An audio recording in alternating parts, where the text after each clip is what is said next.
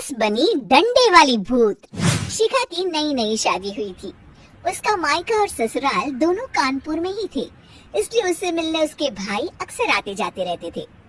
ये बात शिखा की सास मीना को बिल्कुल पसंद नहीं थी। मम्मी जी, आज राहुल भैया आ रहे हैं। कौन? तेरे चाचा का लड़का? जी मम्मी जी।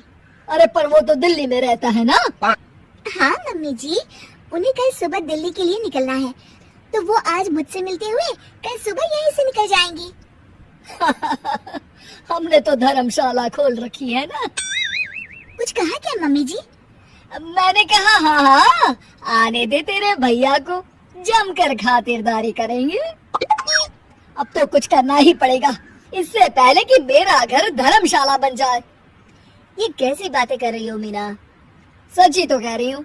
अभी इसकी शादी को साल भर भी नहीं हुआ और आए दिन इसके घर वाले आ धमकते हैं। अरे तो क्या हुआ, वो इसी शहर में रहते हैं तो हाल चाल लेने आ जाते हैं।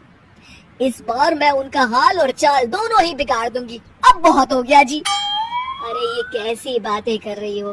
हे भगवान, बस आप तो देखते जाइए। शाम को राहुल आता है। नमस्ते आंटी, कैसे हैं आप लोग? हम लोग तो ठीक है, तुम कैसे हो बेटा? मैं भी अच्छा ही हूँ आंटी। बस आज रात के बाद नहीं रहोगे। चलिए भैया, मैं आपको हमारा घर दिखाती हूँ। रात में खाने के टेबल पर शिखा, रोहित कहीं दिखाई नहीं दे रहा। जी भैया, वो ऑफिस के काम से बाहर गए हैं, कल शाम तक आएंगे। अच्छा अच्छा। बेटा, क्या तुम भूत प्रेत में मानते हो? नहीं नहीं आंटी जी, पर अचानक आपको ये ख्याल कहाँ से आ गया? पता नहीं क्यों, कभी कभी मुझे लगता है जैसे रात के समय बैठक में कोई घूमता रहता है। ये आप क्या कह रही हैं मम्मी जी? हाँ, तुम लोग घबरा ना जाओ, इसलिए मैंने आज तक इस बारे में कुछ नहीं कहा।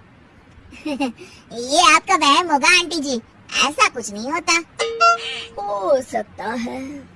चलो अब मेरा सोने का टाइम हो गया है तो चलती हूँ मैं। शिखा बेटा, राहुल के सोने की व्यवस्था वहीं दीवान पर कर देना। जी पापा जी। अब चलिए भी। अच्छा, तो बैठक में सोने वाले हैं साहबजादे। क्या बड़बड़ा रही हो? कुछ नहीं, आप सो जाइए। मीना और महेश के सोने के बाद शिखा और राहुल आपस में बात कर रहे होते हैं, तभी डोरबेल बजती है। अरे आप! सरप्राइज! काम जल्दी खत्म हो गया तो मैं आज ही चला आया। ये तो बहुत अच्छा किया। देखिए राहुल भैया भी आए हुए हैं, आप दोनों का मिलना भी हो जाएगा। कैसे हो रोहित? मैं तो ठीक हूँ भैया। शिखा, मैं भी आज यहीं सो जाता हूँ, राहुल भैया से बातचीत भी हो जाएगी। अच्छा अच्छा ठीक है। मीना आधी रात को उठती है, कंबल मुंह से पैर तक ओढ़ के डंडा लेके बैठक में आती है और देखती है दीवान पर चादर ओढ़े कोई लेटा हुआ है।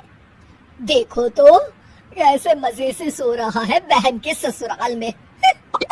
मीना ताबड़तोड़ 4-5 डंडे मार देती है। अरे मर गया, अरे बचाओ बचाओ, कौन है?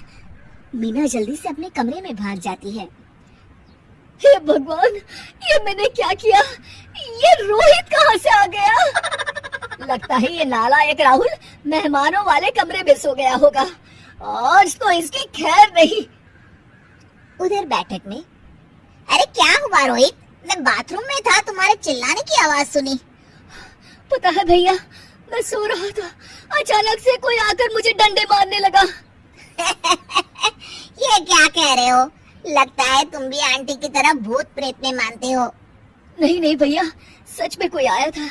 मैं तो जा रहा हूँ मेहमानों वाले कमरे में सोने के लिए। इस समय अपने रूम में जाऊंगा तो शिखा की नींद खराब हो जाएगी। ठीक है भाई, जाओ तुम, जहाँ तुम्हारा भूत डंडा लेके ना आ सके।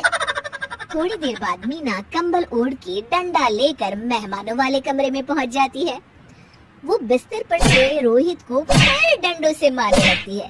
अरे मर गया, अरे मर गया। तू भूत प्रेत में नहीं मानता ना? ये ले, अब डंडे खा। हैं? ये तो माँ की आवाज है। रोहित कंबल खींच देता है। बेटा तू! अरे ये क्या कर रही हो माँ? मार मार के मेरा भरता बना दिया आपने।